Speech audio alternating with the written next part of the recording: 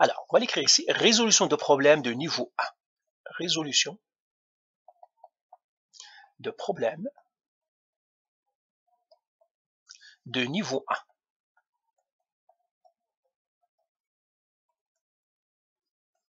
C'est quoi un problème de niveau 1? Un problème de niveau 1, c'est quand je connais l'équation. Donc, on va l'écrire ici. Un problème de niveau 1,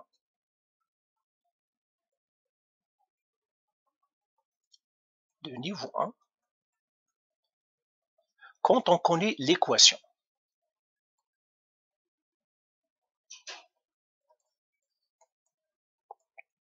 Quand je connais l'équation, c'est un problème de niveau 1. Ça serait de niveau 2, niveau 3, c'est parce que toi, tu dois trouver l'équation. Et par suite, parfois, tu dois être un petit peu plus subtil, un peu d'habilité de la pensée pour savoir qui sont mes variables. Mais dans un exercice de niveau 1, il te donne tout. Il te donne les variables, il te donne l'équation. Tu dois répondre tout simplement à quelques questions qui utilisent l'équation. Niveau 2, niveau 3, t'as pas l'équation. C'est toi qui devrais la trouver. Alors, par exemple, l'exemple ici, on va prendre un exemple. Et on va voir comment on traite ces problèmes-là. Je prends un exemple. Quelle est l'équation qu'il me donne? P de A égale à quoi? Ah, tu peux me dire, tu vas pas être enregistré. Hein. 100. Pardon? 100.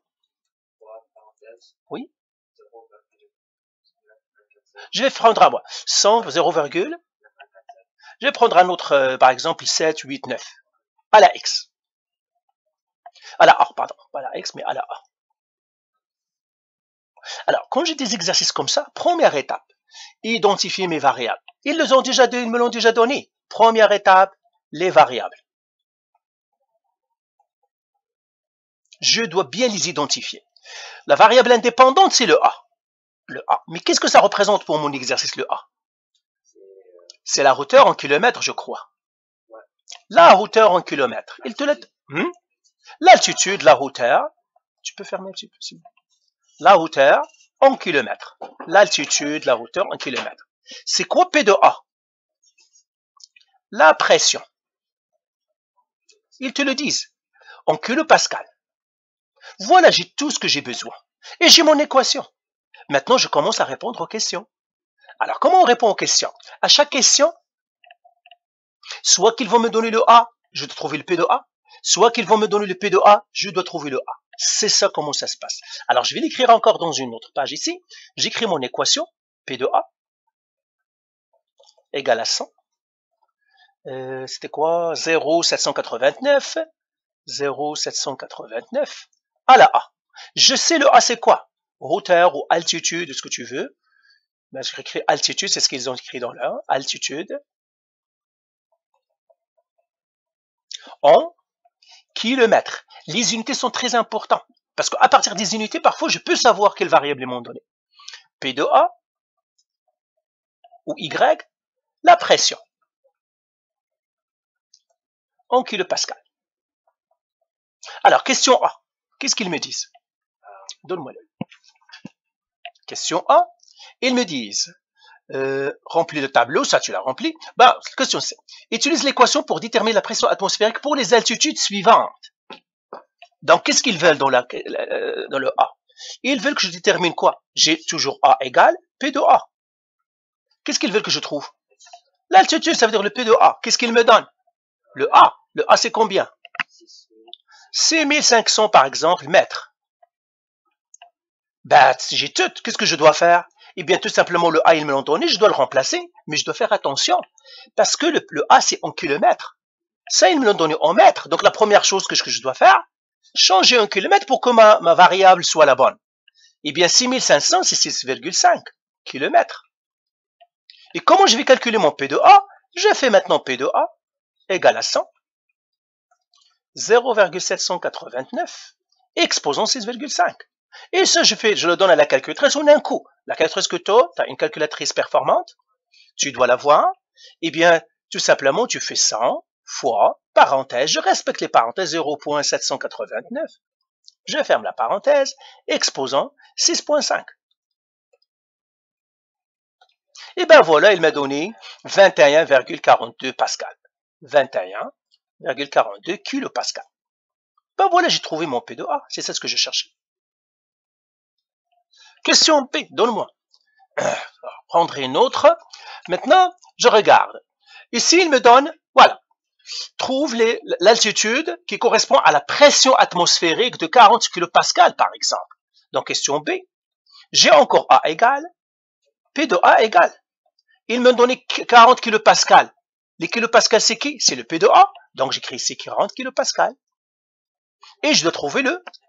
Et je prends encore mon équation. Mon équation, je l'écris, j'ai P de A égale à 100, 0,789 à la A.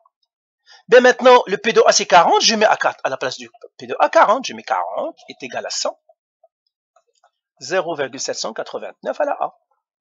Là, je divise par 100, ça me donnerait 0,4 égal à 0,789 à la A. C'est quel type d'équation celle-là? C'est une équation exponentielle. Pourquoi? Parce que la variée est dans l'exposant. Comment on résout une équation exponentielle à votre niveau 11e année? Une table de valeurs. D'accord? Est-ce que tu es correct là-dedans? Eh bien, je vais partir à une autre table. Ici, je fais résolution. 2. Qu'est-ce que j'ai? 0,4 égale à 0,789 à la A. Qu'est-ce que je vais faire? Je vais faire une table de valeurs. Une table de valeurs, c'est tout simplement essai-erreur. C'est une équation exponentielle. En 12e année, on va apprendre qu'il y a les logarithmes pour résoudre, mais pour l'instant, essai-erreur. Donc là, on va faire essai-erreur. Pourquoi? Parce que c'est une équation exponentielle. C'est une équation exponentielle. Les équations exponentielles, on fait essai-erreur. Ben, j'écris A ici, et j'écris ici 0,789 à la A. Et moi, je dois trouver le A que ce soit 0,4. Eh bien, je guesse. À ton avis, A, ça pourrait être quoi? Un chiffre. 2. Et là, je prends ma calculatrice, et je le fais comme ça. 0,789 exposons 2. Et je regarde. Ça m'a donné 0,62. C'est un peu trop fort. C'est un peu bas. Qu'est-ce que je dois faire?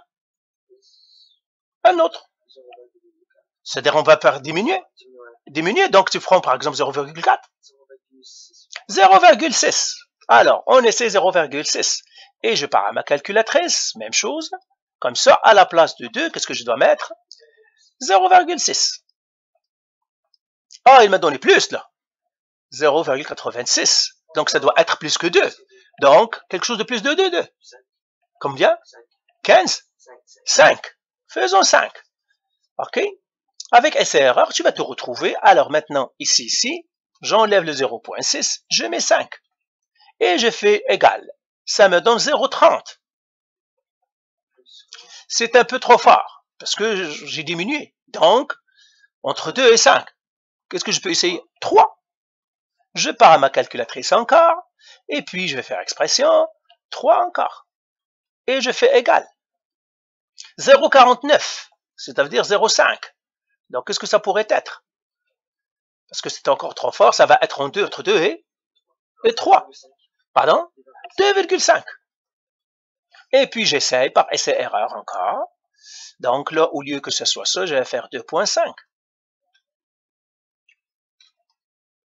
Et puis, je fais égal. Ça me donne 0,55. OK?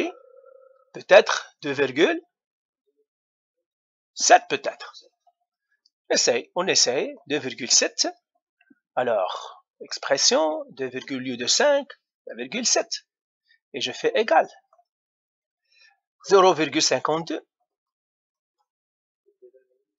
2,9 peut-être. On va essayer. Tu as compris comment on le fait? C'est ça part essai-erreur jusqu'à ce qu'on tombe sur le plus proche. 0,50 celui-là. Donc, peut-être le 3 ici, je me suis trompé. Hein. Je vais prendre ici. Ça nous a donné combien? 3? 0,49. Ah, donc on doit partir à 4. Parce que quand on est revenu, ah oui, donc on peut partir à 1, on va partir à 4. Donc 4, on va essayer 4. Alors, expression, on essaye 4, parce qu'avec 2 et 2, tu vois, on est toujours, on va faire 4. égale, ah, 0,38. Entre 3 et 4, peut-être 3,5.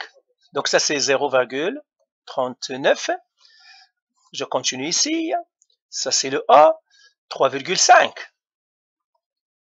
Alors, je fais expression. Au lieu de 4, je vais faire 3,5. Et je fais égal. Ah, 0,43. Alors, peut-être que 3, moins que 5 ou plus que 5 à ton avis? Plus que 5, 3,7 par exemple. OK? 3,7.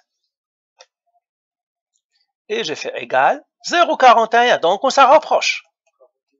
3,8 par exemple. Tu vois? Donc, on va faire 3,8. Voilà. 0,41. 3,9. Regarde 3,9.